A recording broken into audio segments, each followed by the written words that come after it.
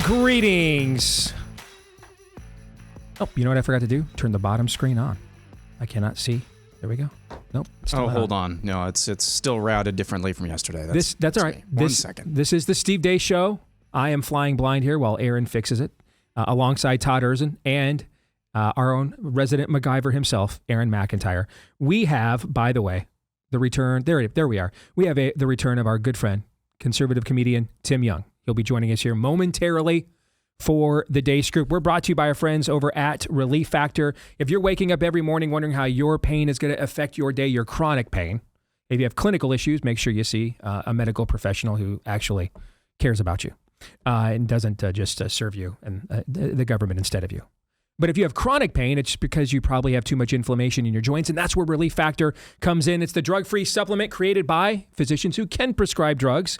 But what if we could go after the inflammation instead of just something that would mask the pain and for some people may come with side effects at the exact same time? And that something is Relief Factor. You could be the next Deborah Ann. She was dealing with severe hip pain. It was taking its toll on her quality of life every day, even to the point of having a hard time sleeping at night. But after 4 days, that pain was gone.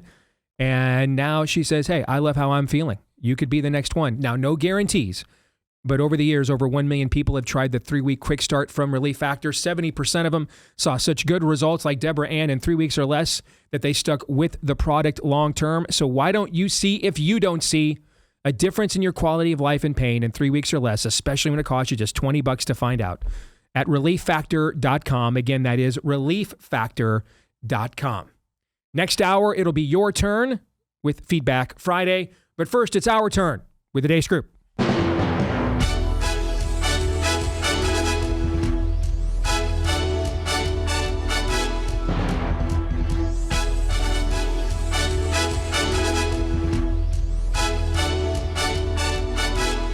Hello to our friend Tim Young very quickly. Tim, it's been a minute. Give our audience update on how you're doing, what you're up to right now, where you are right now. That's a cool little studio behind you there.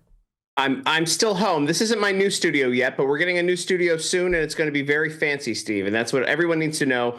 New fancy studio coming soon. Coming soon. All right.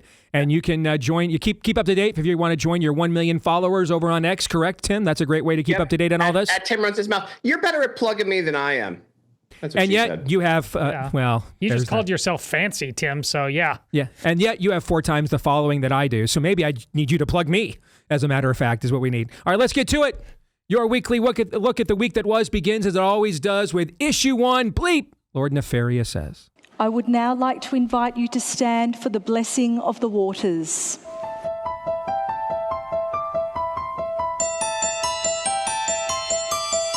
Lord of life, bless this water.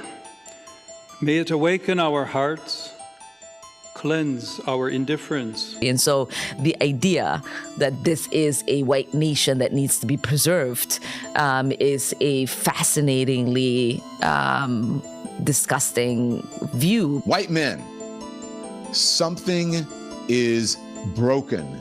Something is cracked deep inside when so many of you believe the answer to fear, to loss, to change is violence. Lord, bless this assembly, this conference. May the dialogue we engage in contain respect for all gathered here and the entire Earth community. I have nothing to apologize for. It is a tragedy that Charlie Kirk was killed in that way. I feel for his widow and his children. They will have to live with that for the rest of their lives. But there is no legacy to honor. It was a legacy filled with bigotry, hatred. It seems fitting to take a page out of Dr. Roberts' book and ask the community to engage in radical empathy. I also believe hate is a powerful force. I believe it's a powerful, powerful unifying force. And I think Charlie Kirk was a hate monger. If you ask me what the truth of his life was, and the truth of his public life, I would have to tell you it's hate. We will raise hope by demanding that leaders act with courage, not delay. Will you join with us? Laudato si, mi Signore, con tutte le My therapist said, "Why are you so upset?" And I said to her, "Why are you not?" The amount of money that actually is going towards people who are undocumented is such a small portion. You post something that draws a sombrero? I think one of the things that you saw happen last week is that a lot of people on the right were waiting to see the indictment. This is something that if we had received word that this had happened behind closed doors in other administrations, it would have been a grade A, potentially administration-ending kind of scandal. We will bring oversight, accountability. We will subpoena the Department of Justice, but also private actors who have done these drug deals with the administration. May these voices of hope rise as one. May they echo beyond this gathering and into every corner of the earth. That'll breach. First question. Tim, as the guest, you get the first crack at this. What was the most detestable thing you just saw and why? This was a pretty light week for me. There were no trans people just shaking their butts for kids. So, man, this is a tough one. You know what's detestable to me? If David French makes more money than any of us on this show, that's detestable to me. Other than that, I really hope that they turn the holy ice into like snow cones afterwards. Like, what do you do with the big hunk of holy ice? That would have been something, actually. Just holy ice communion. Maybe just slush it up, pass it around. Okay. Put some wine on top. Yeah, it's nice. I mean, yeah, okay. Break the ice in remembrance of me or something along those lines. Yes. Yes. I'm going to lay down on this desk now, Steve. Take this gun. Shoot me. Marshmallow fluff in the middle for mine. Egg custard. Thank you. Nice. Tim, I guarantee you David French is making more money than us. I guarantee you he is. I guarantee you he is. I guarantee it. Guarantee it. Spirit of the age takes care of their own. Yeah. Absolutely. Todd, you're next. Most detestable thing you just saw and why? Yeah, Aaron, brilliant setting up of the montage. It visually makes the point that I made about this when you were gone, Steve, and we talked about this in my laying down on the desk. And remember the story of my deacon friend, who my deacon friend is now 80, and he said, "Baby, we just need to die. We are the generation that is why everybody else is wandering around in the desert. This is it. This is." Reset that story for people that don't remember. It's just my deacon friend and I were talking and about the state of the church and the leadership, and he just said this generation, the 60s, they grew just up wrecked just systemically wrecked things, is what he said. Yes, and he said until they're doesn't mean, just like Steve says all the time, generation, it's a big thing. There's outliers. That's all right. Yeah, cool. Yeah, but so this whole generation just needs to die. It's killing us, and it's that vacuum that we need. We need a man who's going around. Exorcisms for you, excommunications for you. Yeah, and you get excommunicated, and you get excommunicated. That's just what I said. And we get this, and because we get this Mike Pence papacy, all that other crap doesn't get addressed, and it just gets stronger because it's like in Steve's movie. It's so fantastic. What you're seeing, what he just showed you, Aaron, is a version of in Steve's movie, Nefarious. When, like a third of the way movie, it's game over. The demon is there, and a regular, normal, not the Pope, just a priest walks in, and Nefarious craps himself. And then he really realizes the priest doesn't believe anything he's supposed to believe. And he's like, oh, okay. Back to it. That's a third of the way through the movie. It could have been all over. The point being, if the church would just be the church, the demons can't be the demons. So other than writing the book it was based on, that scene was my biggest contribution to the script. Man, drives me nuts. And, you know, it's not even, it goes, I would argue it even goes beyond just by not confronting it. It sets the stage for it. I mean, what those bookends are symbiotic. They have to go together for all the reasons that you just articulated. Can I ask you a question? Because you guys largely talked about this while I was gone in Phoenix. I don't remember Francis doing anything as blatant as that, which is one of the great frustrations. He'd do like winks and nods to that agenda and then come out with like some really hardcore like pro-life thing, right? Or marriage thing. Huh? Francis had the whole Pachamama controversy. That's right. I forgot about that. So okay. It's just but literally just standing up, going to, invite comes into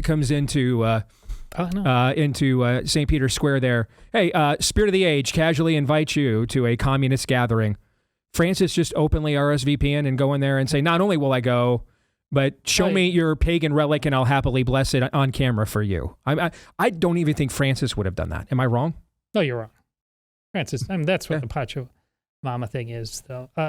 We got, and to my Catholic friends out there that stop, because now, trust me, all that energy that I hammer the fools on the Lizzie Scriptura side, I'm happy to turn on my fellow Catholics who simultaneously are saying about, look at the beauty and the glory of Catholicism, and then, oh, well, what the Pope says doesn't really matter, and we can go on and live our faith. Well, yes, your faith is not inert now because the Pope was stupid, but yes, this matters, and it matters more than ever in the 20th and 21st century. Everybody sees this. Yes, in the 7th century, it took a month for whatever the Pope said to get across the world in whatever letter he was sending, and you could still worship.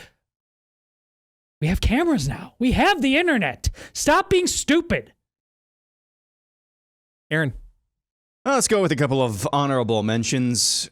Let's go to our resident Somali Valley girl who manages to speak with a Somalian accent and a Valley girl accent at the same time. I thought she was going to say the concept of marrying your brother to commit immigration fraud is fascinatingly disgusting. I thought that's what she was going to say, but no, it's, the United States is founded by, white men, but that's disgusting. So we already knew that. How about O'Donnell talking to her therapist and asking her therapist, why aren't you as crazy as I am?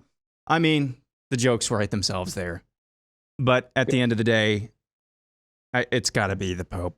And we talked about this ad nauseum, and Todd already talked about it as ad nauseum as well, or at length as well, not ad nauseum. But I was just hopeful, I'm not a Catholic, but I was hopeful we would have a voice of moral clarity. And this week was the exact opposite of that. Because I recognize, even as a Protestant, and I reject, the key when we've had hashed these things out on Theology Thursday over and over and over, but even as a Protestant, I recognize the voice of moral clarity that the Pope could be and has been in the past. And that's just not it. That's not going to cut it. Let's get to the exit question. On a scale of 1 to 10, with 1 being as gay as my impromptu hug with Tom Homan was this week, because that was a very manly impromptu. Still talking about that? I just feel the need that maybe just it needs to be reset a little bit. I think Tim needs to comment on it. I don't think he does. Extensively. I'm confident he doesn't. I think I just need to clarify. And not like a Pope Leo. Thank you. Not a Pope Leo, clarification, but a real one. Okay? It was very manly. Tough but fair. It was. And I obeyed the 3-tap rule and quickly disengaged on the 3rd tap on the elbow. So was not gay whatsoever. It's a 1. Did he push you off?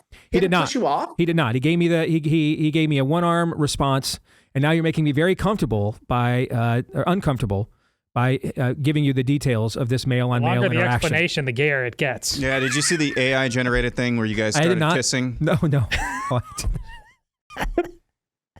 Let me see if I can. You guys are going to get me beat up by Tom Homan is what's going to happen. Tom Homan is just going to beat me up. Okay. You don't hug Tom Homan. Yes. He's an unhuggable man. You don't hug that man. I know. That's why it wasn't gay. That's how you know it wasn't. I know. No. It was gay because you hugged him. No, it wasn't. It wasn't gay. He's an unhuggable man. Pretty gay. It wasn't gay. Okay. It was the least gay thing I've done in a while, maybe. Because I don't do anything gay. Blessing the large block of ice is starting to look pretty good right about now. Yeah. So with 1 being as gay as my hug with Tom Homan was not, and 10 being as socially awkward as my hug with Tom Homan actually, though was. I must admit it was very socially awkward. Rank this week's level of total depravity, Todd. 10. Tim. No, like a 2. Wow. Look at Tim being all fancy. There was no gay people dancing for children this week. It's a 2. Tim is like, you guys haven't booked me in 3 months. I fully expected to come on here and see some just blatant debauchery that even me as a comic do not want to gaze eyes upon and comment upon. And instead you gave me a deep theological treatise. Get out of here. Yeah, you guys usually bring me on when it's like the most tragic times in America. And you're like, all right, be funny. Yeah, no. Dude, the Pope blessed a block of ice at a communist conference, Tim. Fine. It's pretty bleak. Don't you know my pain? It's pretty bleak. Dance, funny boy, dance. Aaron, what do you rank it? Whatever makes you the most gay, because that was super sad. It wasn't gay at all. It really wasn't. Just trying to support a fellow traveler. What does he smell like, Steve? Okay. You can tell us all. I know you know. I know you Patriot. remembered it. Smells like Patriot, brother. Smells like Patriot. Mm-hmm. Yeah. Let's get to issue 2. What were we talking about? Let's get to issue 2. Shut it down. Apparently clawing back fundamental measures from the big, beautiful bill, along with providing funding for meatball surgeries for the gender confused and free health care for illegals, wasn't going to fly with the White House, as Democrats this week opted to shut down the federal government. Vice President J.D. Vance says Democrats totally overplayed their hand. You don't shut the government down because you have a policy disagreement. These are 2 separate questions. There are essential services that have already been appropriated, where we've already agreed, we want our military to have a certain amount of payment. We want air traffic control to have a certain amount. We want to ensure that a certain number of people are able to access food benefits. You don't shut down the government because you have a policy disagreement about a totally separate issue. And that's what the Democrats have done. And it really is astonishing. Yesterday morning, President Trump indicated he's working with one of the most powerful men during a government shutdown, OMB Director Russ Vought, saying Democrats have given him an opportunity to do irreparable harm to the D.C. and Democrat bureaucracy. We shall see. First question goes to you this time, Todd. How come this shutdown doesn't feel as end of the world as all of the other shutdowns? There's even polls that show a lot of Americans don't know it's even going on or don't really care. What do you think? Like even Fox News today at the gym, they're trying hard to push the GOP narrative, our narrative, that this is the Dem shutdown, and they did it for a couple segments, and they could just kind of tell. People are like, anyway, here's Taylor Swift's new album. Literally, that's literally what happened this morning at the gym. I mean, it just feels like this is not nice. Nice. Is that Project 2025? Is that what that is? It's the hard copy. It's the hard copy. That's brilliant. By the way, Trump throwing that in into that Truth Social post this week was something else. But anyway, Todd, back Smells to you. like freedom, by the way. Smells like patriotism and freedom. There you go. So Tom Homan must be nearby. So Todd, your thoughts? It just doesn't seem like it's that. Maybe it will become one, but right now it doesn't seem like it's registering. Well, I mean, a lot of the rhetoric about shutdowns just doesn't work anymore. Certainly post-COVID, post-transgenderism. I mean, so people are so numbed about sky is falling rhetoric. Also, the sides have changed on this. Mm-hmm. And the Republicans seem to be the one, at least with the odds, Vegas is betting that they're the ones that are going to win this game. So the game of rhetorical feng shui just seems different. And also just people, a lot of people don't care. They just about this or a lot of other things. This is that it's important, just like trans is important, just like COVID is important. But no matter what the topic we talk about, oftentimes you'll see me interject. Mm-hmm. A lot fewer people even know what we're even talking about. Mm-hmm. Your point about you were at a big to-do locally here, and a lot of people who paid money to go hear Republican talking points didn't know that Kim Reynolds wasn't running again. Yeah, local GOP event in the largest county. I had no idea the governor wasn't running again. Yeah. There's just a lot of people who, this is all kind of entertainment to them. Mm-hmm. Even, again, with things as existential as they are, and we feel and we try to argue for, I think it's multifaceted, but I don't know. I think a lot of people are just, they need the house to be absolutely burning down before they care, even if they call themselves conservatives or Christians. Okay. I want to come back around on the messaging, but first I want to give everybody a chance to respond to that question. Right or wrong, do you just not sense that this is as big of a deal as previous government shutdowns our entire lives were billed as? Aaron, your thoughts? That certainly seems that way. And I think part of it is, you know, the showmanship, kind of the big showdowns, if you will. That, you know, I remember, was it 2013, that government shutdown? That was Barack Obama shutting things down, like putting fences around national monuments or something like that. Right. There was a lot of that was driven by the bully pulpit. The roles are somewhat reversed here, where it seems like that.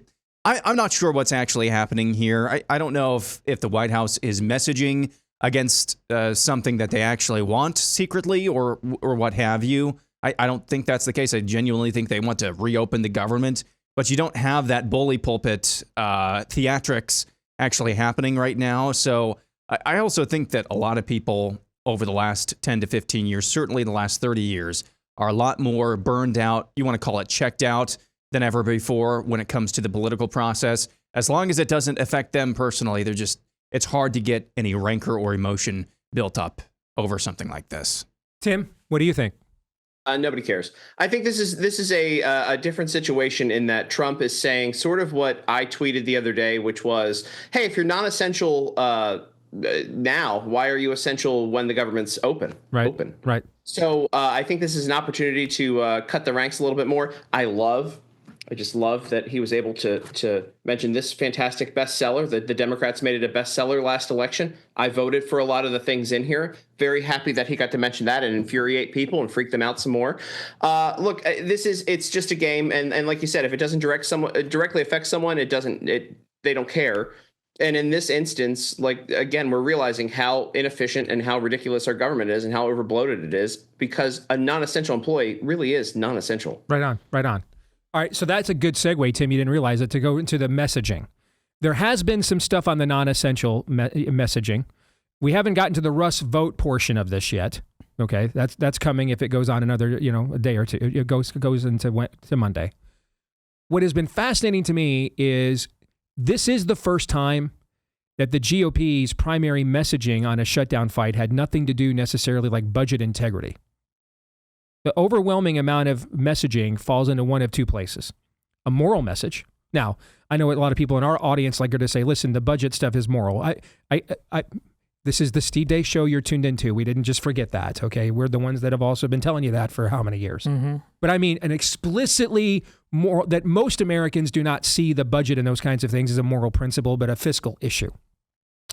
Most of the messaging has been on an explicitly moral basis. We're not going to fund illegal aliens and trannies for Democrats. So two very hot button moral issues. Mm-hmm. And then the other has been, they've actually turned it around. Like Vance has done this in some other clips that did make Aaron's intro, calling on Democrats to be compassionate, come to the table, don't make outrageous demands, reopen the government so people can have their needs met, essentially turning their own language of the past against them on here. Have you guys picked up on that at all? And if so, your thoughts, or maybe I'm seeing it wrong. Aaron, what do you think? I have seen that. I've picked up on that a little bit, but what I've heard mostly is that these are just demands that are way beyond the pale, trying to claw back portions of the big, beautiful bill. This is not how we negotiate. We're happy to work with you on healthcare reform, whatever, health insurance reform, whatever you want to call it. But that's the vast majority of the messaging that I've heard, is that they're trying to give free health care to illegal aliens. And I think that's a good message. I think you just browbeat the Democrats rhetorically with that for as long as they want to play this game. And I think you'll probably come out on top as long as you stay disciplined. I picked up on all of it, but more people are familiar with sombrero memes as it applies to this than anything you just laid out. That's just the simple truth of it. And also, if anybody's paying, even for the people like us who are paying attention, the utter hypocrisy of the back in the day, yes, Republicans were just using the fiscal dollars and cents. The other side was using how deeply immoral. These are the things you won't have access to. These funds, food stamps, yada, yada. Now Republicans are using. So, it's hard for anybody to just like, yeah, let me dive head deep into these waters. It's all. Well, Tim, what I think is fascinating is prior to Trump, if you go back and watch the autopsy after the 2012 loss, all right, it was essentially that the American the electorate wants very Ron Paul libertarian government, but doesn't care about moral value issues at all. And I screamed for years when you look at the data, the exact opposite is actually true. That the American public is actually more socially conservative than you think, and less fiscally conservative than you think. And they kind of want big government, with traditional American values. Is actually if we're doing a Venn diagram here, that's actually where most of the overflow is. Well, I think that's essentially Trump's political message and coalition on many cases.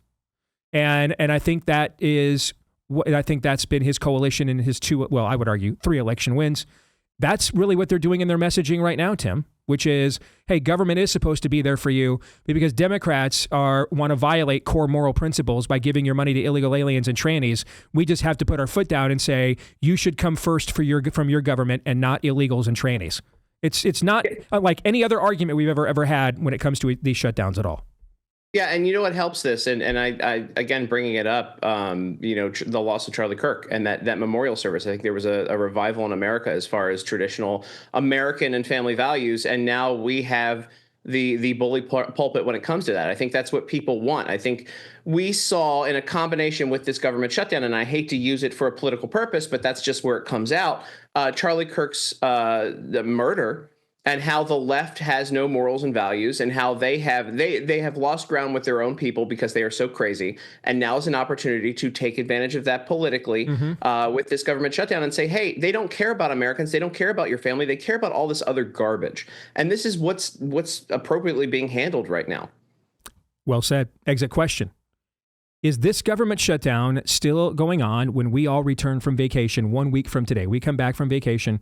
Well, technically, we've got an evergreen on Thursday. All right. So you can tell Keith Nestor's posse, his episode's running on Thursday. They can stop bugging you, Todd. It's coming on Thursday. All right.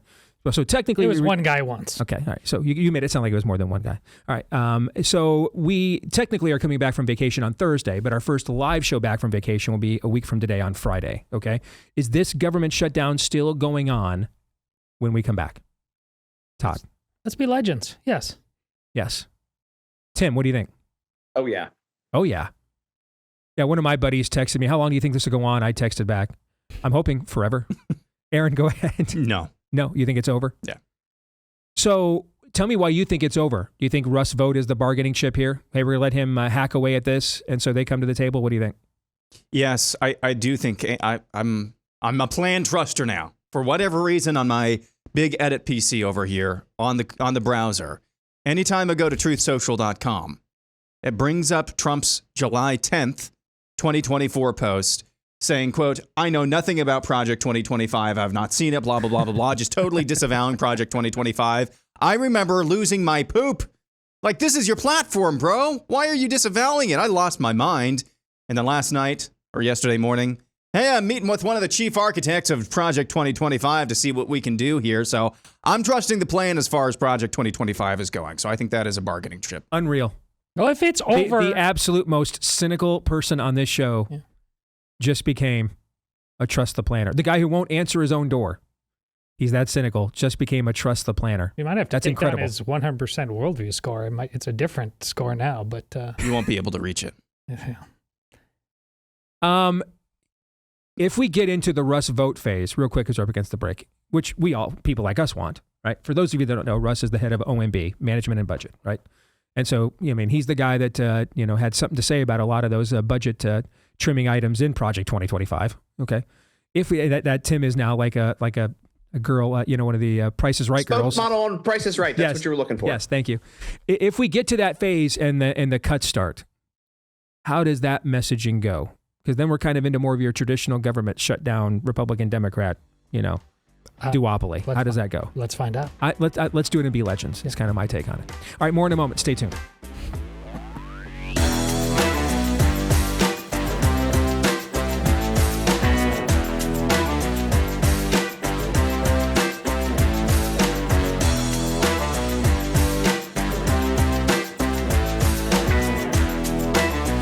All right, back here on the Steve Deace Show, our friend and colleague Ali Stuckey's event coming up here next weekend. There are still some spots available. If you've got a woman in your life that you care about and think this would be a cool gift for her, whether it's your mom, your wife, your daughter, share the arrows with Alyssa Childers, Katie Faust, who we just had on our show a couple weeks ago, and she was a sharp cookie, and more, joining Ali Stuckey next weekend in Dallas, October the 11th, for Share the Arrows, an opportunity to stop, reset, get grounded in biblical truth, get encouragement, equipping.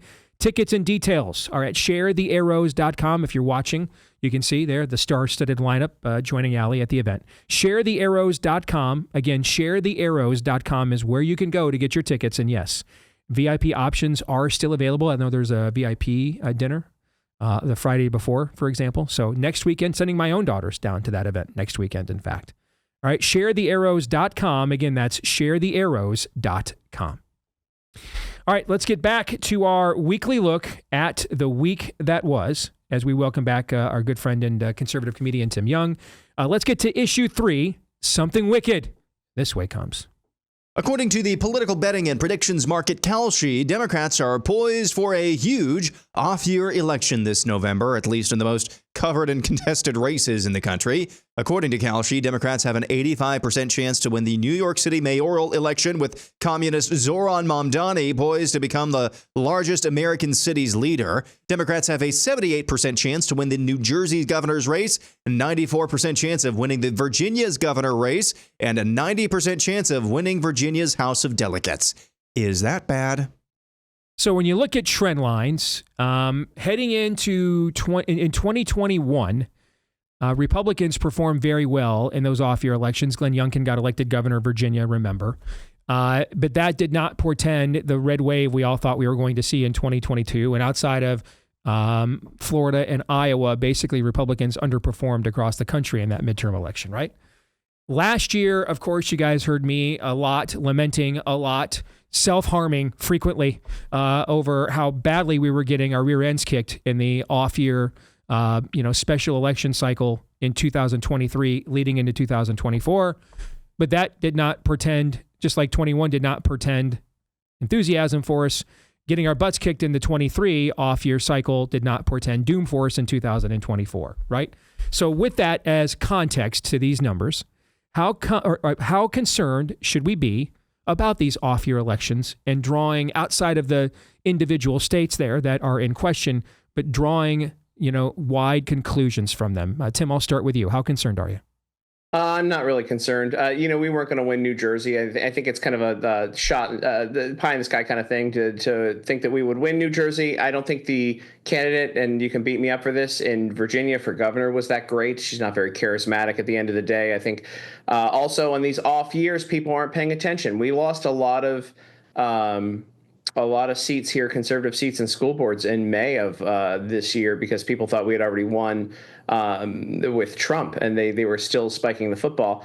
But I just, I'm not concerned about it for the midterms yet.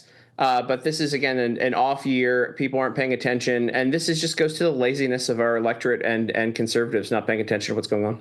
Tim, we have talked about this on our show several times over the last few years. So I want to get your take on this. Are we, when Trump first got elected in 2016, the GOP overperformed Trump like nationwide. Like if you look at the Florida Senate race and the Florida presidential race in 2016, Rubio way overperformed Trump, for example. Okay. But since then, what's happened is that algorithm has reversed.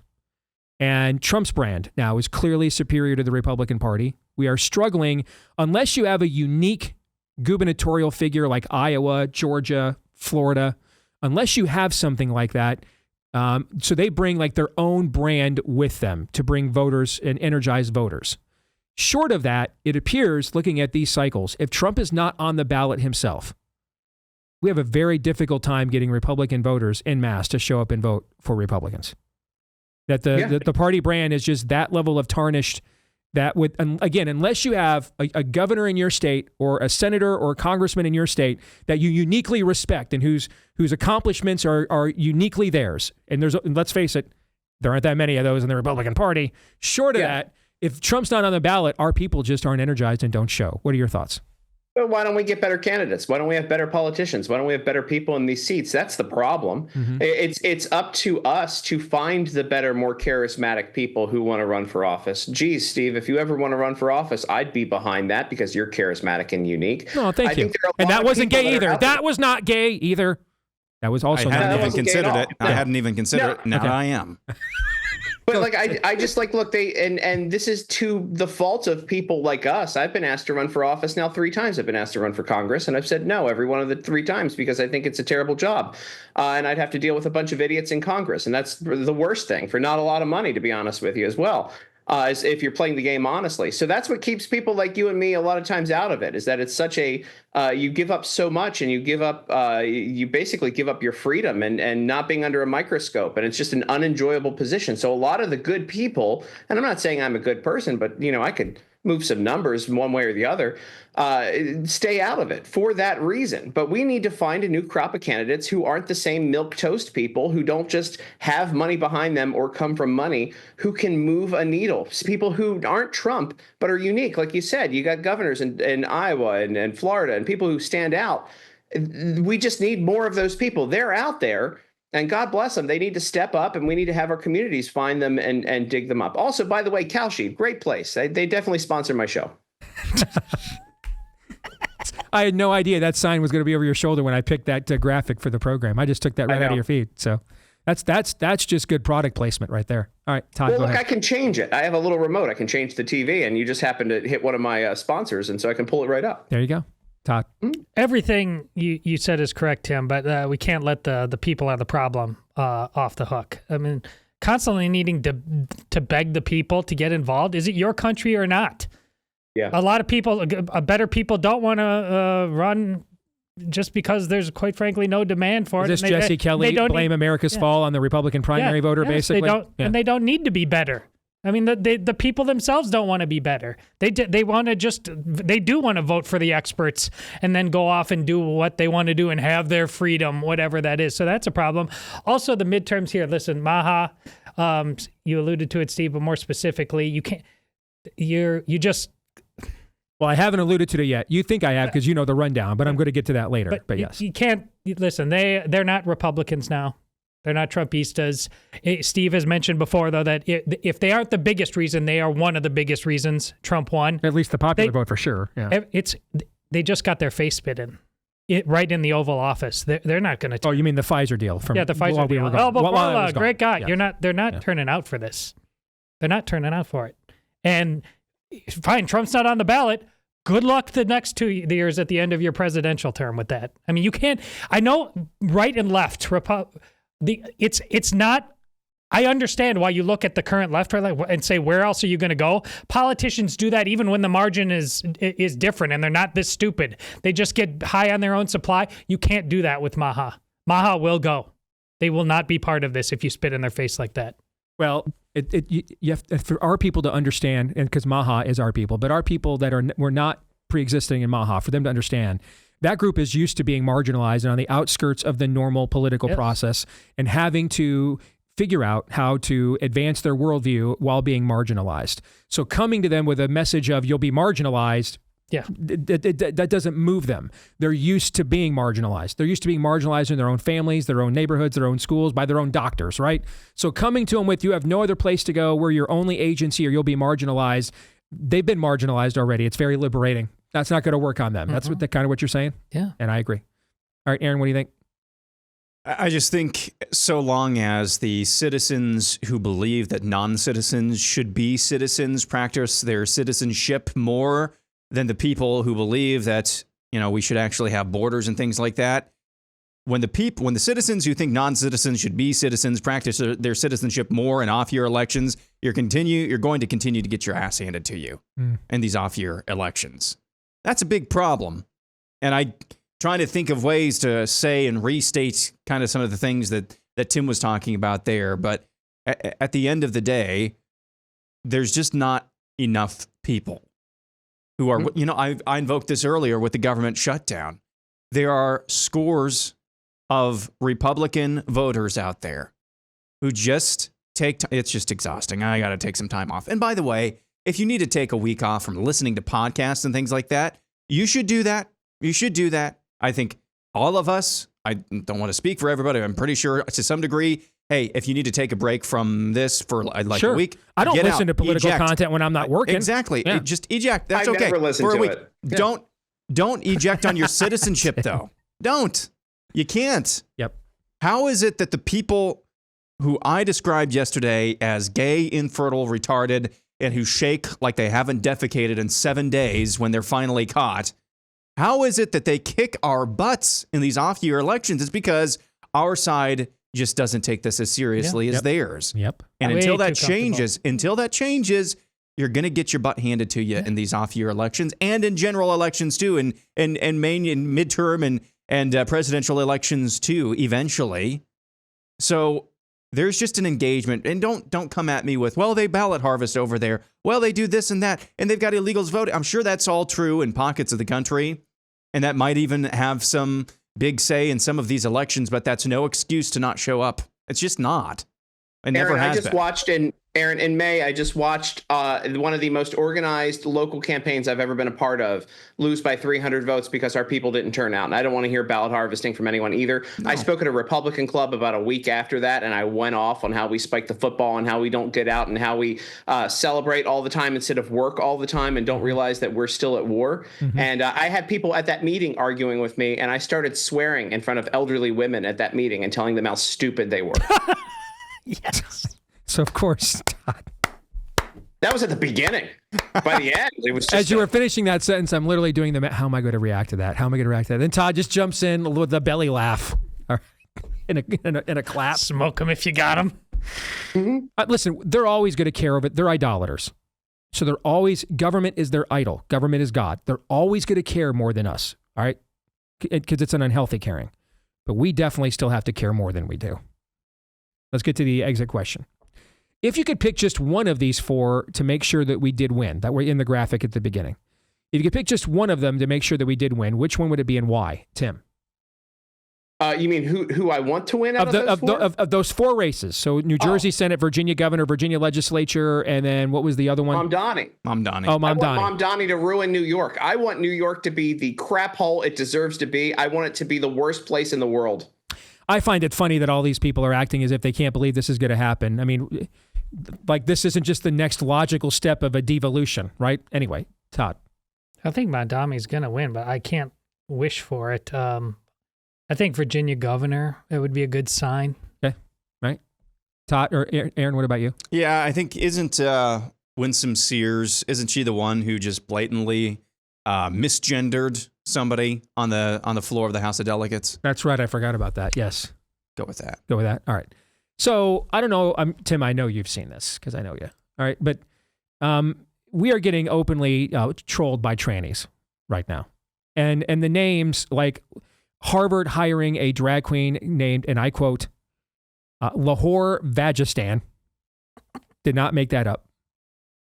Now a member of the adjunct faculty at Harvard, Lahore Vagistan, maybe a girl, M-A-B-E, A is a middle initial, maybe a girl is running for California State Senate as we speak. So we thought, keeping it PG-13, of course, what would be your tranny name? Like for me, I'm going to go Shirley a Damon. Shirley a Damon. I'm going to go with that.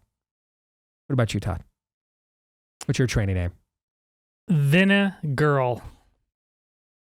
Vinegar, like vinegar. Yes. I like it. Vinegar. Okay, I get you. All right, there you go. Aaron, what about you? Steve Deace.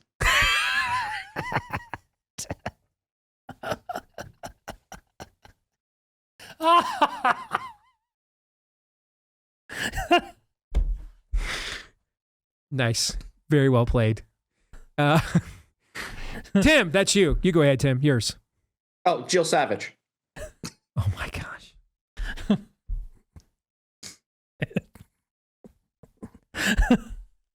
I reconsidered this topic. And I asked Todd and Aaron if we should do this, and they both said yes. Okay. I was going to change it, and they both were adamant that we had to do this.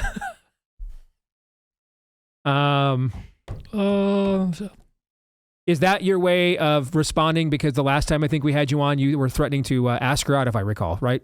Wasn't that the Yeah, I last? have a girlfriend now, but no, I just like mentioning her every time I'm on the show. I think it's fun. Her DMs apparently blow up when I do that, so I welcome it. Yeah, we have a history of men on this show mentioning Jill Savage for sure. All right, let's get to predictions. Todd, go. Oh man, I got to reset. There will be a small cohort of players that come together, demand, and make happen that the Super Bowl halftime show gets canceled. This is unacceptable. You guys have kids too. It's not some bunny. Who is it? Can anybody?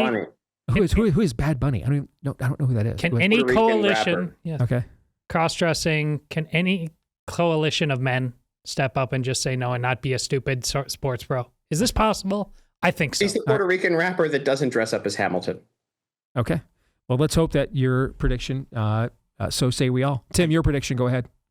I think a lot more conservative podcasters are going to end up hating Israel and loving vacations to Doha. That's not cynical at all. Not at all. Not cynical at all. Aaron. Shutdown will end by Wednesday evening at the latest. All right.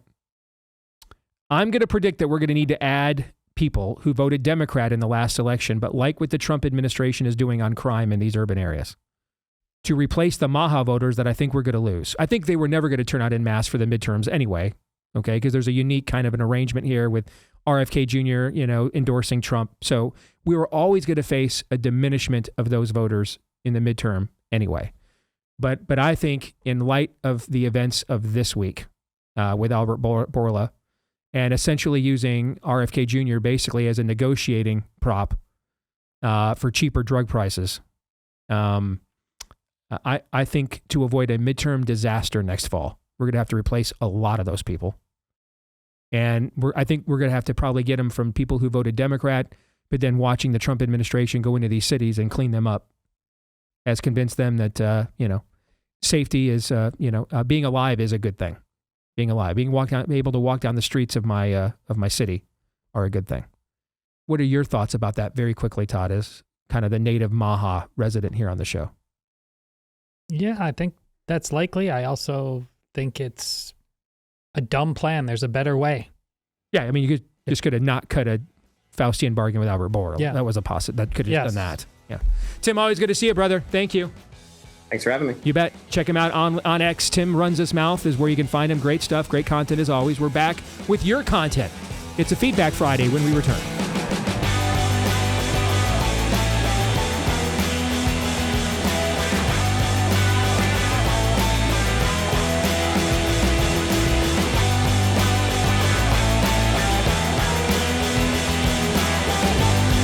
We're back here with Hour 2, live and on demand on Blaze TV, radio, and podcast with Todd Erzin and Aaron McIntyre. I am Steve Deace. Let us know what you think about what we think via the stevedeace.com inbox. You can do so by emailing the program, steve@stevedeace.com. That's DEACE. Like us on Facebook, MeWe, and Gab. You can follow me at Steve Deace Show on X, Instagram, and TikTok. Please subscribe to our new YouTube channel, at Deace Show on YouTube. That's at Deace Show on YouTube. And then if you wouldn't mind, you can leave us a 5-star review if you love the podcast version. Tens of thousands of you have done this for the show. Thanks to each and every one. We really do appreciate them. We would appreciate it if you added yours today, if you've yet to do so. Thank you for that. You can also hit subscribe, or if you're on Apple iTunes, follow. And that is how you'll know for sure that every time we do a new episode, it's for sure right there in your podcast feed. We want to welcome a new partner here to the program, Massa Chips. Big corporations back in the 90s decided to stop cooking chips and fries and beef tallow and use cheaper seed oils instead. And now those seed oils, they make up about 20% of the average American's daily calories. And that's a problem because they have been linked to all kinds of inflammation and metabolic issues. So Massa decided to fix that. They created an incredible tortilla chip made with just 3 ingredients. Imagine that, just 3. All right. Organic, nitromaxilized corn, sea salt, and 100% grass-fed beef tallow. No seed oils, no junk, just flavor. And honestly, they're amazing. I'm going to take their word for it because they haven't let me taste them yet. But I love the fact that there's only 3 ingredients. Thicker, crunchier, and sturdier than anything else that is out there. They won't break in your guac, And you won't feel bloated or sluggish afterwards. And the tallow makes them more filling too, so you're going to feel satisfied. If you want to give Massa a try, go to massachips.com/Deace. M-A-S-A. M-A-S-A. Massachips.com/Deace and use the code Deace for 25% off your first order. That's massachips.com/Deace, code Deace for 25% off. If you don't feel like ordering online, they've got these online or available nationwide in a lot of Sprout supermarkets as well. But if you want to make it really convenient, just go to massachips.com/Deace, code Deace, and get 25% off with that code because you won't be able to walk into a store and use that code. All right. So get 25% off massachips.com/Deace, code Deace for the big discount. And we welcome them to the program.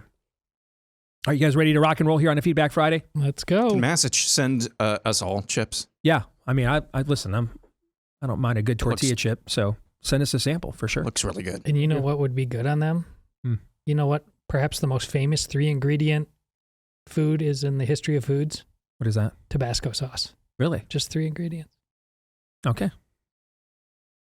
Let's But make you like the more, see, I just have the sweet tooth though. You like things more hotter. You like it more hotter than I do in general. Yes. Yeah. All right, let's go to Jennifer Farrell. Steve, not sure how beneficial you are on your own show anymore. Todd and Aaron are one dynamic duo. I actually got quite a few of these, so I wanted to make sure I let off with that. All right. Is this now, is this a troll? Let her finish. No, I'm joking, of course, because you're great, but the guys did nail it while you were away at Turning Point honoring Charlie Kirk, and you did that quite well as well. Seeing Todd on the therapy couch was well worth the watch. Again, that's from Jennifer Farrell. Okay. I wanted to make sure I did lead off with one because I did get quite a few notes about how well you guys did the 2 days I was gone. So thank you guys for that. Appreciate the fact that I knew I could trust you to more than chip in and pinch hit. And I got great feedback on how you guys did. I mean, to put it this way, I had friends of mine, because Charlie's show tapes the exact same time ours does. And I had friends of mine that tuned into you guys and didn't tune into me on Charlie Kirk. Now, looking at Charlie's audience, he could afford to put some listeners on layaway, all right, for the kind of numbers they're pulling right now. But yeah, I mean, I had friends of mine that tuned into you guys live and didn't tune into me on Charlie Kirk. So congrats. It's funny. When I was laying on the table, about halfway, my phone starts blowing up. And it turns out it was Jack Posobiec. Yeah. Because I had originally, before you got called to schedule him, he was going to appear with us. Oh, that very day. But then he was going to be down there in Arizona. Anyways, you guys were going to talk. I said, well, you guys talk, and then we'll reschedule for a couple weeks from now. It just makes more sense.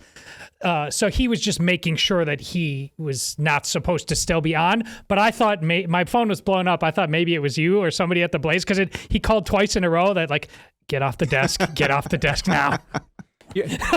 He's Catholic too, right? Was it yes, one of those? He is. We are embarrassed enough right now, and we don't need you on the desk. It had nothing to do with that. No. By the way, I since you mentioned Jack, I needed to mention this too because again, things got a little,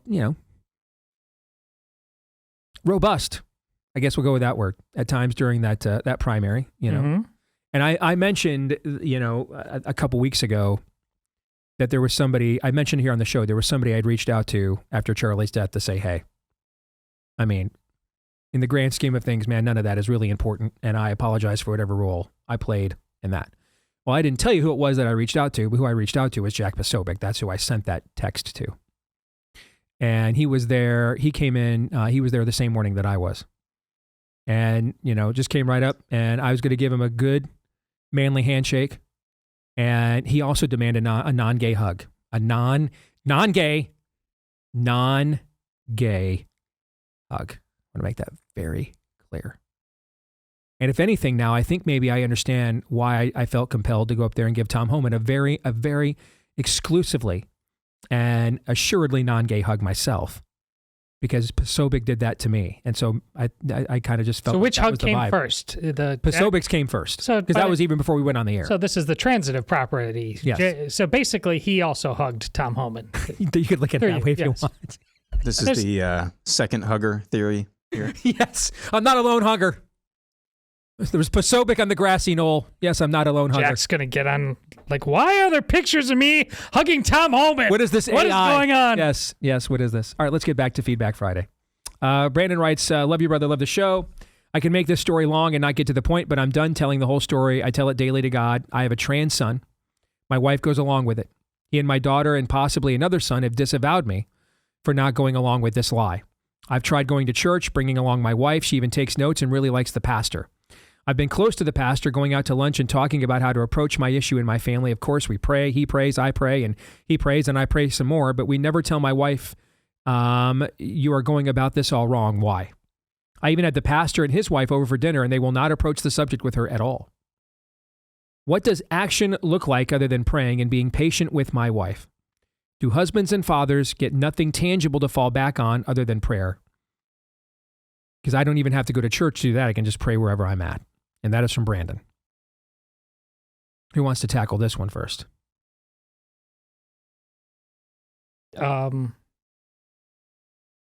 Yeah, that's pretty much what you have to fall back on.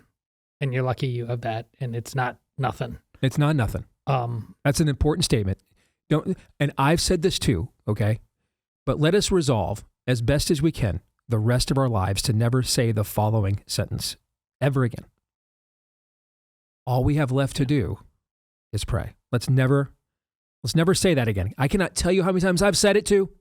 So we. And understand what that means. I guess all that's left to do here, I'm at my wit's end. So let me go to the only undefeated and all-powerful being in the universe and see what he's got up his sleeve. That's kind of what we're saying, right? So that does not cheapen Brandon's question at all, though, at all. And certainly, Mr. Faithful that works over here is not offended, Brandon, that you're asking, is there something more tangible other than prayer? No. Okay, but it ultimately, the answers to this lie beyond what we are capable of as human beings. And that's why it's not all you have left. It's the best thing you have. Now, it also isn't the only thing you should have at the same time, right? You can sit there and pray for God to act when a home invader comes into your house and threatens you and your family. And you can pray, but the reality is God did act. He put a man in the home called a husband and father and said, hey, your job is to stand the post over that home and to stand between them in such a moment such as this, right? Okay.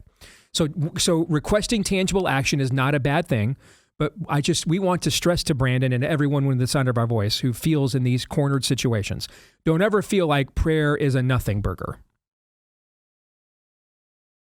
It's the exact opposite.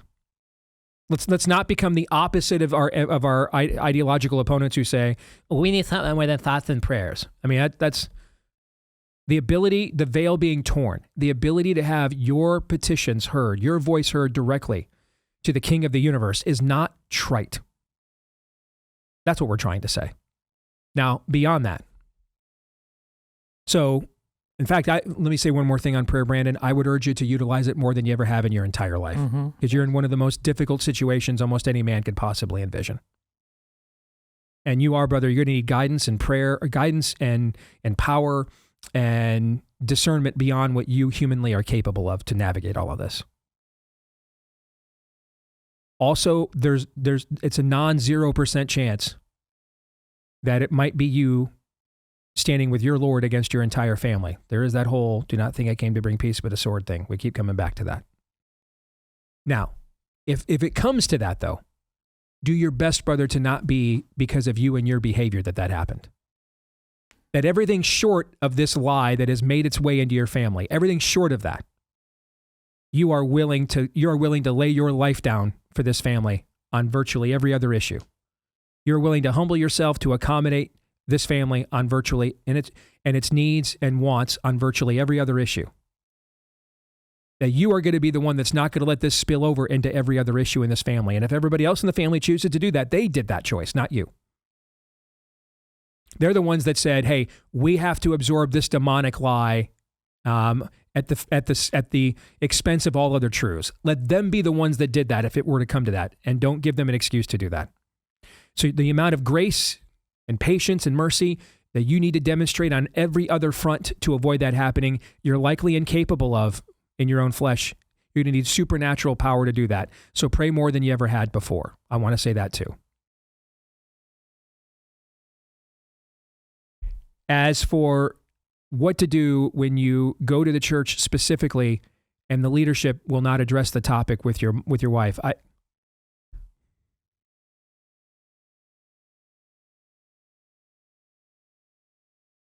I don't know what to say other than, man, I'm sorry. I don't know what else to say other than I'm sorry. Before I continue on, you guys want to add anything to this at all?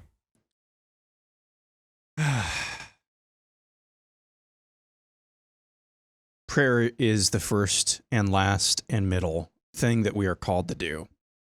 Should be like the air that we breathe. Should be. And yet, as you both indicated there, sometimes it's the last thing that we do. So I want to commend you in that. Secondly, do all that you can within your church, whether there are other guys, other families that you can spend time around that are truly faithful. That yes, while you are doing your best to be faithful to your family, while not falling for or accommodating the lies of hell that has its talons, hooks, claws into part of your family, try to be around other families as much as possible who are not experiencing that. And maybe there's an example there. Maybe there's something that your child will see, your son will see. Yeah. That says, hey, wait a minute. That family's faithful, just like my dad is faithful, yet... That's a great point. Fill in the blank. Yeah. I have to believe, I was asked the question, hey, are there any parachurch organizations designed for men who want to do the faith? That's a great question. Yep. And you know what my answer was? No. You know why? Because you, man, you are the parachurch organization. And you got to get together with other like-minded believers, even though it sounds like the leadership in your church, feckless, worthless when it comes to this particular issue. Mm-hmm. But I have to believe there are other men in your church who are at least modeling in their families. This is how we do things. And hopefully that can be a good example for not only your wife, but your son as well. You have any thoughts? I don't know. I don't have enough specifics. Yeah, it's hard not knowing to know the how personality makeup of your family firsthand, right? And this is, I mean, we're dealing with actual demons here. Yeah, you're literally under demonic attack. That's why you cannot pray enough. Really, you can't pray enough. I mean, I guess. Look, what age are the kids? There's 2 kids involved. Not just the trans, but the other one who supported. I don't think he gave the ages. Yeah, I didn't think so. So, I mean, if they're young enough, getting them out of there, if they're too old to be, because the reason I think they might be older and too old to just get them out of there is because they are they're part of the protest now. Yep. They're complicit in this thing. And if that's the case, I think, provide visual opportunities for them to see you, not just praying, but I'm talking about just like the home life, like just reading your Bible openly all the time instead of doing what you might have been doing. The level of sacrifice, the cross bearing that you may have to do. Yeah.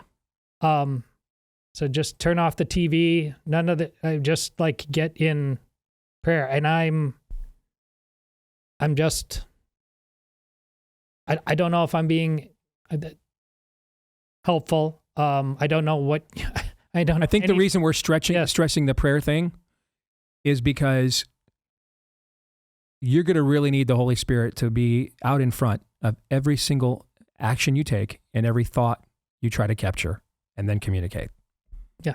My point is, and that only happens if life is just going on as normal. Besides this is just going to get worse and worse and worse. You got to, the entire frame of reference, you've got to do everything you can to have them seeing you're changing themselves. So maybe one of them just sits out on the couch with you and says, "Dad, why are you reading the Bible so much?" And he says, "Because I love my family and I don't know what else to do." But we're praying for you, brother. Here's the thing.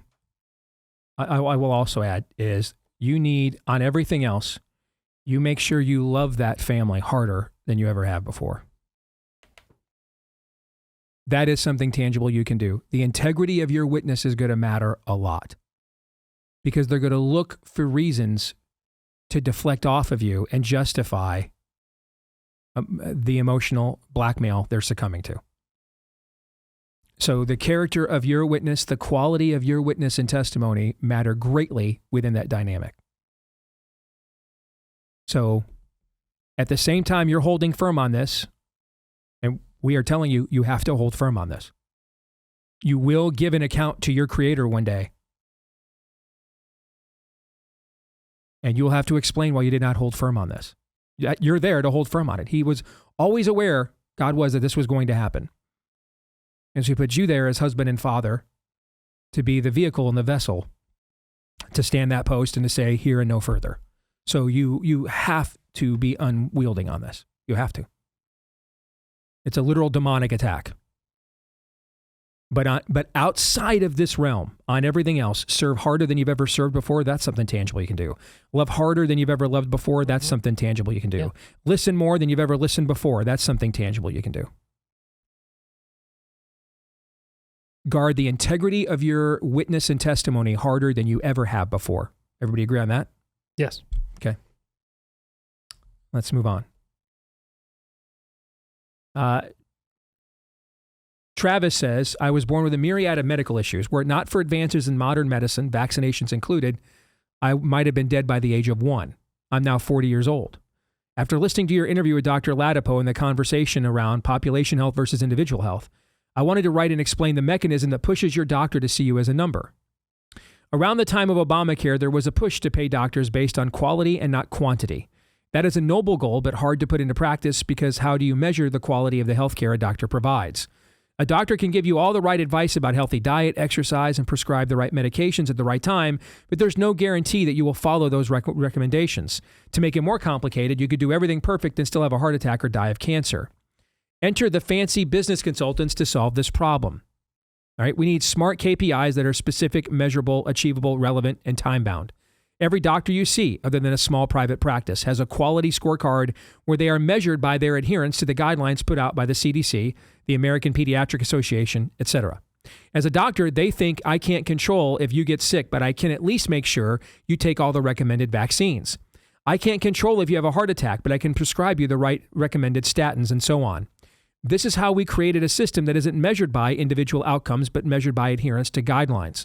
This is also why many doctors will become hostile towards you when you politely decline the pharmaceutical interventions because you're messing up their quality scorecard. Most doctors don't think they are doing anything wrong and believe they are just providing the best quality care possible. Only way to change this dynamic is to change the incentive structure where doctors are more worried about the patient in front of them than they are with a guideline and a scorecard. Also, this is why the CDC recommendations are so important, because they will directly impact what options your doctor considers when seeing you. Thoughts? So I have made this connection numerous times, and I'm not the first person to do so. The connection between doctors and the healthcare industry seeing you as a number instead of a human being and a patient to be treated individually. And I'm glad that he's making that connection as well. Here's the problem, or at least one of the problems. Basically, what he's describing there is a single-payer system. Yes. Except that we don't have a single-payer system. We have all the worst parts of a single-payer system, and still, whatever it is that we have right now. We have this weird chimeric goulash of a healthcare system in the United States, and it's going to fail. It is. It's just going to fail. When it comes to doctors and the way that they are trained, they are still very capable individuals. They're still very smart individuals. However, they're still human beings, affected by human nature. And what is human nature? Eventually, you're going to revert, no matter, maybe it's the one patient out of 100, but maybe it's 75 out of 100. You're going to revert to what's easiest. And what's easiest, human nature, it's just laziness. You're going to revert to lowest common denominator, no matter how bright and talented you are. You're going to say, oh, that person has an earache, put it into the system. The algorithm says, give them this. That's basically it. Now that's for a cold, for an infection, something like that. Probably something that's not huge. But when it gets into more malignant or more chronic types of conditions, or more maybe conditions that are not as common, you don't want to be seen as a number. You don't. Yep. And that is the problem. That's the crux here. And I mean, stop me if you've heard this before. And the emailer got into this. Well-intentioned, but disastrous consequences. It sounds about like every single progressive idea I've ever heard. Right. It's not just the laziness, though, in the human nature aspect, because this wouldn't be happening if that laziness didn't pay. That's the bottom line. Yeah, it's incentivized. It's incentivized through payment. And here's how. Which is why he's suggesting changing the incentivization structure. Well, but here's how they did it. How you led off. You are part of that. You would without advances in medical science, including vaccination, you wouldn't have made it this far. That may very likely be true for you. And I say hallelujah for that. But that's not true for most people. But they've convinced most people that most people are you. Most people are not born into the physical state that you are. And I'm glad that things have been turned around. But and I'm not saying that you're arguing that, but everybody from doctors who meant well to people who clearly didn't mean well, in order for this to work, trust me, everybody thinks that their body is just a ticking time bomb from that baby born right there. Gosh, jam that needle in there. Otherwise, God only knows what's going to happen. They've convinced you that everybody is about to die right when they're born from God only knows. That's not true. And until we take care of that, everything else but the truth wins. Right on. Folks, the truth is that in these unprecedented times, you need to make sure you've got a real estate agent you can trust, the kind of agent that you'll be recommending years later to the people you care about. Where would such an agent be found? Well, the name says it all. At realestateagentsitrust.com. Go there. A lot of times those agents are going to come from right here in this very audience, so you guys have acquired taste and values in common as well. But the most important thing to have in common is a successful track record that's proven and vetted, which we've done for you before we recommend them to you, right? So whether you're trying to get across the town, across the country, you really want to get across the finish line in what can be a stressful process even when conditions are better in the real estate market than they are right now. So again, get started today. realestateagentsitrust.com. Get started today at realestateagentsitrust.com. All right. I have to leave early to catch my vacation flight, but let's do this note last while all three of us are still here. Okay. This is from Chris. I have a question. Most of my family is liberal. My wife and I, though, are very conservative. I'll get into debates with my family about politics, and it's always like 5-on-1 against me. My wife will not join me or back me up in any of these debates. She says she does not want to get involved. Am I wrong that it upsets me that she won't back me or support me? It depends. Number one, your wife is married to you and not to them. All right? So it is true she owes them nothing in said conversations, provided that you are handling the debate in a way that would be Christ-honoring. And no, on this show anyway, and really until about 1996, no one thought Christ-honoring meant being a doormat, just getting completely ran over at every possible term, and wearing Hawaiian shirts and sweater vests with pleated khakis. So we're not going by the current definition of Christ-honoring, which isn't very Christ-honoring. Okay. All right. We're going by the old original definition of such, like St. Boniface chopping down the Odin tree right in the face of the Norsemen, right to their faces. All right. St. Patrick. All right. Cleansing Ireland of rats. Okay. We're talking about that kind of Christ honoring, right? Peter saying, crucify me upside down. Paul gleefully putting his head on the rock for Nero to behead him because he knows where he's going next. And he just spent a good deal of time rebuking Nero's worldview right before he got beheaded. So we're not doing the Pensian brow of Christ honoring, But we need to make the term Christ-honoring great again in its original context. Got to get an amen on that. All right? So, are you being a douchebag, basically is what I'm saying. Because if you are, she's not going to sign up for that. And we don't know. We're not there. You know. Okay? So, Steve, it sounds like you always tell the men to make sure that they're handling their own business before they go and discuss whether they're victims or not. That's pretty much the default setting around here. Now, sometimes you are a victim. I mean, we're not in a great era of women supporting their men. I think we all recognize that collectively as a society right now. But we're also not in a great era of men being worthy of being supported. And so that's the first thing, is be the man worthy of being supported. Okay?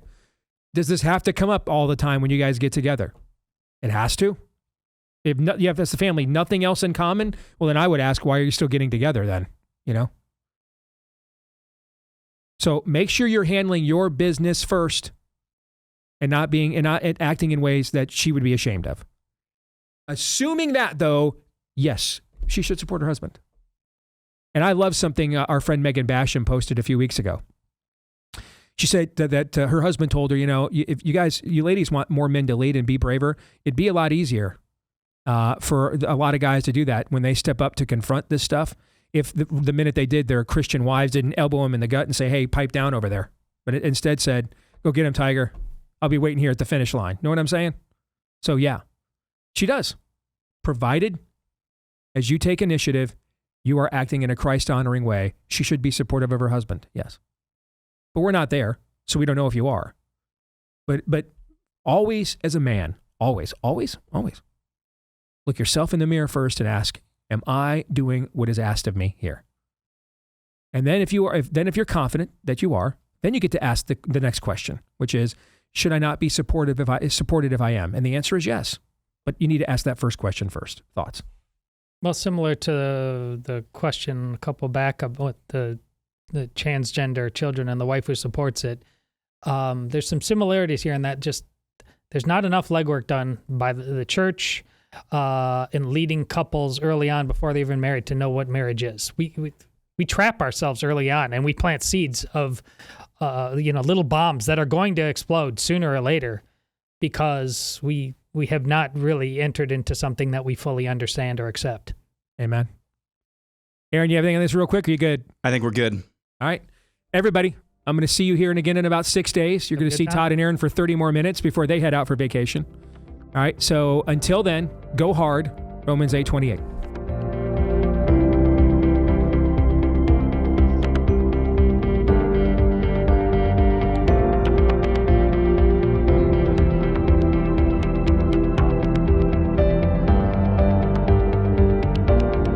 Back for one final segment on the Steve Day Show this week. Steve is off for vacation already, landing this ship, landing this plane.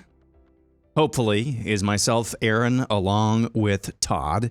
Thank you again for listening, watching this week on Blaze TV, radio, and podcast. Appreciate each and every one of you.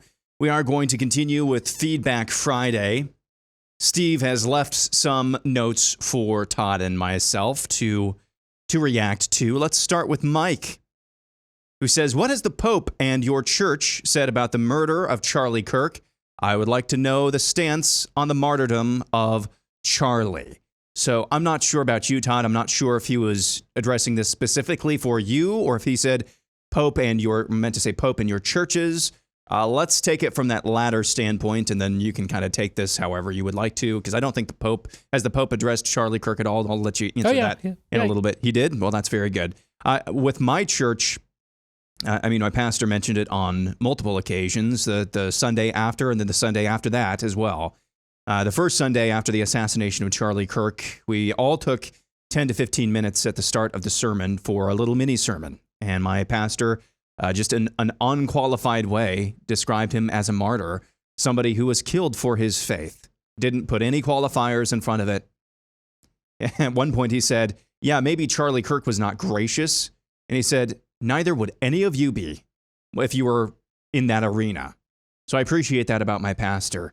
I've also mentioned this as well. He turned to the youth in the audience because they tend to congregate in one area of the sanctuary. And he turned to them and he said, The challenge for you is which one of you is going to be the next Charlie Kirk. In the following Sunday, he also invoked some of the reaction to the assassination, the martyrdom of Kirk. And he noted what stood out to him about one particular reaction was J.D. Vance's reaction. You know, we're going through the sermon series on Ecclesiastes. And in the midst of this, he tied this in beautifully with the passage we were studying. And he said what stood out to him was J.D. Vance, somebody who knows a thing or two about coming from the bottom, now up to the top, the second in line to the presidency, the most powerful man in the world, the second in line to that throne, for lack of better words. And he said, for somebody like J.D. Vance, who grew up in the circumstances that he grew up in, a self-made man, now to sit in the position of power and second in line to another position of power that he occupies, what stood out to him is that in remembering Charlie Kirk's life, this man, J.D. Vance, who doesn't necessarily need an excuse to humbled himself and said, the message of Charlie Kirk's life is that I need to be a better father. I need to be a better husband. I need to make the most of the time that I have for those closest to me. And so those were a couple of ways in which Charlie Kirk and his legacy were invoked in my church here in central Iowa. Todd, Mike wants to know, what is the Pope and your church in general, what have they had to say about the martyrdom of Charlie Kirk? Well, the as you recall, there were a lot of people on the that call themselves active conservative Christians that actually said that they knew of Charlie Kirk, but they had no idea, and they usually they were older, had no idea at his level of influence. And so with that in mind, I say the Pope quite quickly came out with a statement about Charlie, but even though he's American, he was in Peru for, I can't remember exactly how, I think it was like 17 years or something like that. He's 70 years old. In terms of, it's understandable that knowing who Charlie Kirk was in terms of a level of intimacy, was understandable that he wouldn't have a lot of depth of knowledge. So, he put a letter point out that I think one can expect that somebody puts out about a great tragedy and great loss. You'd expect. I mean, there was nothing of note about it, and including no demand for anybody to preach on it. So from parish to parish, diocese to diocese, that was up to the pastor, and there were many online pastors online that you could see that went semi-viral, and other ones. Honestly, it didn't surprise me that a priest of a certain age would honestly have, in the immediate aftermath, have much idea about who Charlie Kirk was, and thus not know enough about him to say this is the thing I should be preaching on Sunday. Now, I think that changed after the memorial, because there was a lot more time to kind of have that moment. This is big, because I think if memory serves, when was the 10th? It was just a couple days. It wasn't early, and it wasn't later in the week, like on a Thursday or a Friday.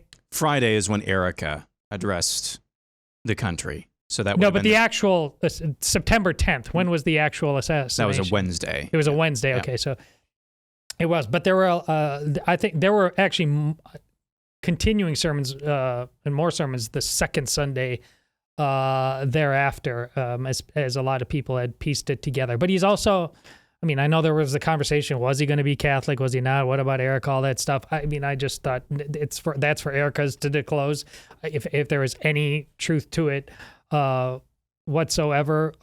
But the fact he simply wasn't a Catholic, not as known within the Catholic community as he would be in the evangelical, because I know he was very forward in his faith, but he was primarily known to most people as a political activist. So this is a long way of saying it was a case by case. There's a lot of different parishes and a lot of different communities, and some are full of older people. Some are full of young families that would have all kinds of teenagers that would know who he was. So I didn't, if you knew about it, if a lot of people knew about him, there wasn't a better thing to preach on in a Catholic parish than what happened to Charlie Kirk and how you have to live your life in full. But I do think it's understandable that within some parishes, they honestly, other than knowing that this guy named Charlie Kirk got assassinated, they honestly didn't know the full import of that. Todd, let's take these next two in order because I think they dovetail with what you were just talking about. This is from Rebecca, who says, Todd, so far I have not found one Catholic church that even mentioned Charlie Kirk, which includes mine. In fact, at one friend's Catholic church, they and a friend actually went out to put the flag at half-mast as the church had not done so. Even though many non-Catholic churches did mention Charlie, not all did. My church has been preaching for quite some time about how all parishioners should be disciples of God. Charlie was one of the most effective disciples of our time, and yet they have stayed silent. Does the archdiocese dictate what priests are allowed to discuss? I doubt that there is any other Catholic church within driving distance that would be any different than the one I'm attending now. Did your church mention Charlie? And then there's this one from Dustin, who says, my church has turned down support for my efforts to start a LifeWise Academy. If I'm not mistaken, LifeWise Academy that provides biblical instruction to public school students through programs that release them during the day for off-campus events. It's a good program from what I've heard. Dustin says, recently, I suspect my church will not even address Charlie's life today. We shall see, but I highly doubt it. I have sent an email to our parish requesting to address the congregation only just yesterday, but I suspect it may be unanswered. Catholic News Today recognizes, Catholic News as in the organization Catholic News, recognizes Charlie's contribution to the faith, but dismisses his death as a martyr, largely because he is not Catholic and view his assassination as a result of his views on transgenderism, not religious. So his death was purely political. Words don't describe how I feel about our church's perspective on this, the legalism, nicer than God view that's being taken on this. Is it time for us, Todd, Dustin says, to dust off our sandals and join those who actually want to bring the faith outside of the church building walls? What do you say to Rebecca and Dustin, Todd? Well, there's a lot there. I mean, I don't know exactly. It's you were a little vague there on the end. Are you saying just to not be Catholic? I'm not exactly sure, and I don't really want to guess on that front. I already answered. Each bishop could have given a directive to its priests that you will preach on this. It is not surprising. This is Catholics and Protestants. We are one global church. And it makes much more sense from a Protestant perspective to say what Steve has said and other Protestants have said, that if your pastor did not preach about Charlie Kirk, in an American church, you should leave or at least confront your pastor and ask why. And I'm not saying there's not a global presence, but listen, I think you understand what I'm saying. Charitably, there's a much more congregational feel over in terms of Orthodox Protestantism. This is a global church with a lot of different dioceses in a lot of different communities, and even in certain Protestant Orthodox churches. I think all of us can understand why a certain demographic would be like all over the Charlie Kirk thing and all. I didn't really know. I mean, there's just a lot of people involved in politics who knew who Charlie Kirk was, but they're not on college campuses anymore. They didn't know the level of sway that he had. And quite frankly, even though Charlie Kirk has been doing this since it's 18, His buildup has been, he was one among many for a while, but ultimately at the end, it became clear that his ceiling was just about higher than anybody in the movement. But still at this moment, still one among many. So if your particular Catholic church did not mention Charlie Kirk, I think there are I want to call them good reasons. I think there's understandable reasons why he would not dominate the homily. Like I talked about already on this very show, there's a lot of people in the know who just don't know a lot of what's going on.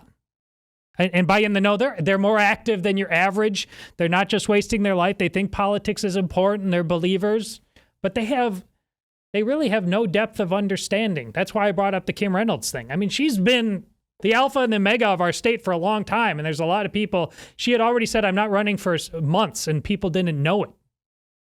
So am I really surprised that 3 days after the assassination that a lot of people didn't, a lot of 70-year-old priests perhaps, did not form their entire message around Charlie Kirk? That doesn't surprise me in the least. I also don't think it's sinful, and I don't think that's why you need to leave your Catholic parish. So there were 2 letters. There's a lot. Is there any other point I want to cut? No, I think you got to the central point. The overarching theme here is that the nicer than God part. I want to address that you mentioned there at the end like that. But if you did in charity go and ask, and if you got from a 70-year-old priest or a 30-year-old priest, if you got some Mike Pencean nicer than God nonsense in response, whether they knew Charlie or not, that's unacceptable. You should not accept that. So, and I think that may be where a lot of your frustration is to one of those particular letter writers, because that's like that. Had somebody known in full who Charlie was, or heard who was, and then reflect on it and say, you know what, I'm glad I kind of heard of his name and I knew a bad thing happened. I didn't know he was such a big deal. Do you think it's something I need to talk about more? If you didn't get met with anybody that we're about something different here. I understand your frustration then. I absolutely do. Let's finish changing gears here with this from Mark, who says, my parents never worshipped at the altar of shots and vaccines, but they weren't going to pretend that they weren't beneficial either. We were fortunate to have a primary doctor who was honest and would say, get this one or you don't need that one. This mindset is what kept us from taking the COVID-19 shot. This needs to be kept in mind in light of Maha. I know there are people like Todd, but there are also people like me. People have taken vaccines, but have not taken other vaccines or have spread them out a little bit. There needs to be room for this in the Maha movement, and there needs to be graciousness towards one another. So I know this is directed kind of at you, Todd, but I want to take this first because I think this will answer whatever this concern is. You tell me, did that read as if he thought that there was some sort of lack of graciousness towards people like him from Maha or from you, Todd? That's kind of what it sounded like to me. Yeah, that's what it sounded like. So, number one, the whole thing about Maha, and RFK Jr. has said this ad nauseum, is that this is informed consent, which is another way of saying you get to make the decision. You have agency in these decisions. That's the whole point of Maha. So number one, you're a little bit off base there. Now, when it comes to Todd, we frequently get asked the question, hey, do you have any resources to talk about, hey, we've got a baby coming, any resources that we can get read up on when it comes to vaccines? Todd will always say what? Down the Rabbit Hole, or whatever the name of that book is, or what is it? Turtles All the Way Down. Yeah. Okay. I'll always say Vax Facts, or the vaccine-friendly plan by Dr. Paul Thomas. Okay. Todd is trying to persuade you. He's not necessarily talking down to you. He's trying to persuade you because he knows from his own experience, and he just believes that we should not be jabbing all of these babies all of the time, right when they exit the birth canal. He's trying to persuade you. He's not talking down to you. And here's proof. When my daughter, Abigail, had a reaction that we are still dealing with, to one of the vaccines, and we're not doing vaccines in our family anymore. But when my daughter, and I told Todd about this, that she had a bad reaction, and it's a reaction that we're dealing with to this day, a year later. You know what Todd said? And I quote, "Ha ha, you son of a gun. I was right. You were wrong. You should have listened to me and been an anti-vaxxer before this." No, Todd didn't say that. He said, "Man, I'm really sorry about that." Todd is not casting aspersions. He believes that nobody should be jabbing kids to the hilt, jabbing babies to the hilt right after they exit the birth canal. He also has a great deal of compassion for those who are experiencing the tragic results of reactions to vaccines. Todd, do you want to add anything to this really quickly? You nailed it, brother. Nailed it. All right, that's going to do it for us this week on The Steve Deace Show. We are off until Thursday with a special edition of The Steve Deace Show, back live next Friday. Hope you have a wonderful week away from us. We'll miss you. Hope you miss us as well. Romans 8:28. Go hard.